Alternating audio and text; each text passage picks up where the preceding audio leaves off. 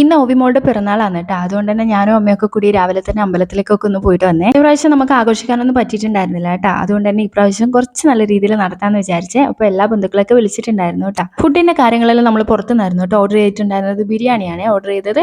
അപ്പം നമ്മൾ ഇവിടുന്ന് പായസം മാത്രം വെച്ചു കേട്ടോ. ഇത് അമ്മ ഉണ്ടാക്കിയ പായസമാണ്. നല്ല അടിപൊളി ടേസ്റ്റ് ആയിരുന്നു കേട്ടോ. എല്ലാവരും നല്ല അഭിപ്രായമാണ് പറഞ്ഞത്. പിന്നെ പിള്ളേർ സെറ്റിന് എല്ലാവരും കൂടെ ഒരുമിച്ചായതുകൊണ്ട് തന്നെ ഭയങ്കര ഹാപ്പിയാണേ. ഓരോ ഗിഫ്റ്റും കിട്ടുമ്പോഴും അതിലെന്താന്ന് ഇതിലെന്താന്നും ഒക്കെ പറഞ്ഞ് എല്ലാം തുറന്നു നോക്കുന്നൊക്കെ ഉണ്ടായിരുന്നു കേട്ടോ. കുറച്ച് കഴിഞ്ഞപ്പോൾ തന്നെ ഇവർ തനി സ്വരൂപം പുറത്തേക്ക് എടുത്തു കേട്ടോ. ഞാൻ ലാസ്റ്റ് അവരോട് പറഞ്ഞു ഒന്ന് അടങ്ങിയിരിക്കാൻ, ഇപ്പൊ കേക്ക് കട്ട് ചെയ്യുന്നു പറഞ്ഞു, ഇല്ലെങ്കിൽ കേക്ക് കട്ട് ചെയ്യില്ല എന്ന് പറഞ്ഞിട്ടുണ്ടായിരുന്നു കേട്ടോ. അതുകൊണ്ട് എല്ലാവരും അടങ്ങിയിരിക്കുമെന്നേ. അപ്പൊ നമ്മൾ വാഞ്ചോന്റെ കേക്ക് ആയിരുന്നു കേട്ടോ ഓർഡർ ചെയ്തിട്ടുണ്ടായിരുന്നത്. നല്ല കേക്ക് ആയിരുന്നു, എല്ലാവർക്കും ഇഷ്ടപ്പെട്ടിട്ടുണ്ടായിരുന്നു. കേക്ക് കട്ട് ചെയ്യുന്ന സമയത്ത് പോപ്പർ പൊട്ടിക്കണം എന്ന് പറഞ്ഞിട്ട് സുവിന്റെ കയ്യിലായിരുന്നു കേട്ടോ കൊടുത്തിട്ടുണ്ടായിരുന്നത്. അപ്പോൾ ആ എക്സ്പ്രഷൻ കാണുന്നില്ലേ, പോപ്പർ ഒരിക്കലും കറക്റ്റ് സമയത്ത് പൊട്ടിയിട്ടില്ലല്ലോ.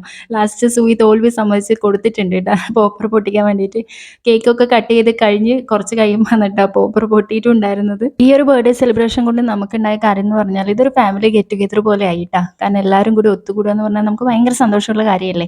വല്ലപ്പോഴും മാത്രമേ ഇങ്ങനെയുള്ള അവസരങ്ങൾ നമുക്ക് ഒത്തു കിട്ടാറുള്ളൂ കേട്ടോ. അപ്പോൾ നമ്മളത് മാക്സിമം യൂട്ടിലൈസ് ചെയ്യുകയും ചെയ്യാറുണ്ട്. പിന്നെ നമ്മൾ കൂടുതൽ ലേറ്റ് ആക്കാൻ നിന്നില്ല കേട്ടോ. കുട്ടികൾക്കൊക്കെ വിശക്കാൻ തുടങ്ങിയിട്ടുണ്ടായിരുന്നേ. അതുകൊണ്ട് തന്നെ ഫുഡ് കൊടുക്കാമെന്ന് വിചാരിച്ചേ. പിന്നെ ദം പൊട്ടിക്കുന്ന സമയത്ത് ആ സൈഡിലൊക്കെ ഭയങ്കര സ്മെല്ലായിരുന്നു കേട്ടോ. എല്ലാവരും ലാസ്റ്റ് അടുക്കളയിലേക്കൊക്കെ വന്ന് നോക്കുന്നുണ്ടായിരുന്നേ. എപ്പോഴും നമുക്ക് ഫുഡ് ഇവിടെ വിളമ്പുന്ന സമയത്ത് റോഷേട്ടനാട്ടോ അതിൻ്റെ കാര്യങ്ങളൊക്കെ ചെയ്യുക. കാരണം റോഷേട്ടൻ അത് കറക്റ്റായിട്ട് ചെയ്യാൻ പറ്റും. പിന്നെ ഇതാ അമ്മേൻ്റെ ഏച്ചിയും മക്കളൊക്കെ വന്നിട്ടുണ്ടായിരുന്നേ. അപ്പോൾ അവരൊക്കെ വരുന്ന സമയത്ത് ഡ്രസ്സും കുറച്ച് ഗിഫ്റ്റൊക്കെ കൊണ്ടുവന്നിട്ടുണ്ടായിരുന്നു ഓവിമോൾക്ക്.